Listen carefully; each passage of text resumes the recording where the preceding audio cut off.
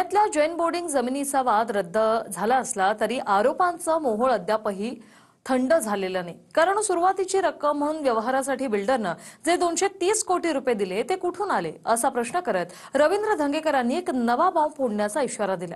पाहूया। पुणे जैन बोर्डिंगवरचा वादग्रस्त व्यवहार रद्द झाला असला तरी शिंदेंच्या सेनेच्या रवींद्र धंगेकरांनी आरोपांचं सत्र कायम ठेवले।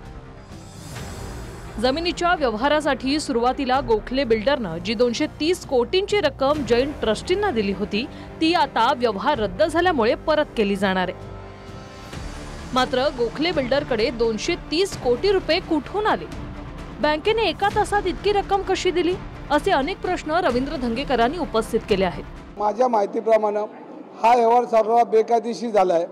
त्यांनी जे 230 कोटी रुपये भरलेत हे शासनाने याच्यामध्ये वर्ग केले पाहिजेत, याच्यावर लॉक केलं पाहिजे आणि हे 230 कोटी रुपये कुठून आलेत याची चौकशी झाली पाहिजे।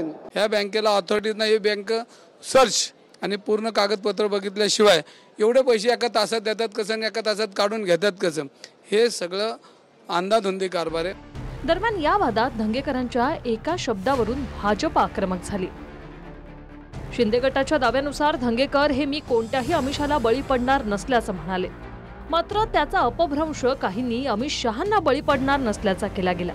यावरून भाजप आणि धंगेकरांमध्ये वाद प्रतिवाद होत आहे। खरं तर रवींद्र धंगेकर यांनी केंद्रीय गृहमंत्री अमित शहा यांच्यावर देखील टीका केलेली आहे। त्यांची लायकी नाहीये अमित शहा यांच्यावर टीका करायची। रवींद्र धंगेकर 12 पक्ष फिरून तुम्ही शिवसेनेमध्ये आलेला आहात, तुम्ही अमित टीका कराल तर तुम्हाला जशास तसं उत्तर दिलं जाईल। जो अर्धवट तुमच्यातनं गेलेला तो एक पत्रकार आहे, इथलं काम सोडलं आणि तिथं पगारी गेलेला आहे, त्यांनी माझ्यावर टीका केली। बरं माझी टीका केली तर म्हणून मी त्याला ट्विट केलं की हा कोण आहे, हा जर कोण असेल आणि ह्याला जर बुद्धीचा भाग असेल तर ते पूर्णपणे ती लिंक त्यांनी तपासायला पाहिजे। तुला काय वजरेगिरी चांगली करतो हे दाखवण्याची वेळ आहे का तुझ्या नेत्यांपुढं? तुम्ही आमच्यावर डोरेमॉन म्हणून टीका करत असाल तर आम्ही तुम्हाला डॉबरमॅन म्हणून हिनवण्याची ताकद देखील ठेवतो, परंतु आमची ती संस्कृती नाही। आम्ही तुम्हाला डॉबरमॅन म्हणणार नाही, तर तुम्ही कॉर्टनमधलं नोबिता आहात। नोबिता म्हणजे बावळट, बावळट कॅरेक्टर महाराष्ट्रातलं कोण असेल तर ते महाराष्ट्रानं ओळखलेलं आहे। त्यामुळे रवींद्र धंगेकर 12 पक्ष फिरून शिवसेनेमध्ये आलात, तुम्ही भारतीय जनता पार्टीवर टीका करू नका।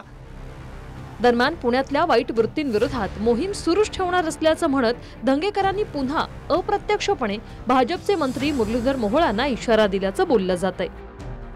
मी आजही विकृतीच्या विरोधात बोलतो आणि उद्याही विकृतीच्या विरोधात माझ्यासमोर कुणी आलं तरी एक पुणेकर म्हणून माझी भाषा ही पुणेकरांच्या बाजूने असणार आहे। दुसरा अंक आता संपन्न आणि तिसऱ्या अंकात मला तर बोलायचंय पण ते आज बोलणार नाही।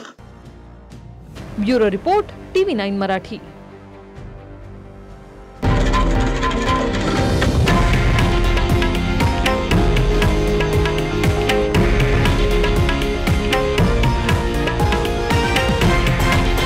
हे आहे देशातील नंबर 1 न्यूज नेटवर्क आणि आपण पाहत आहात TV9 मराठी, एकमेव।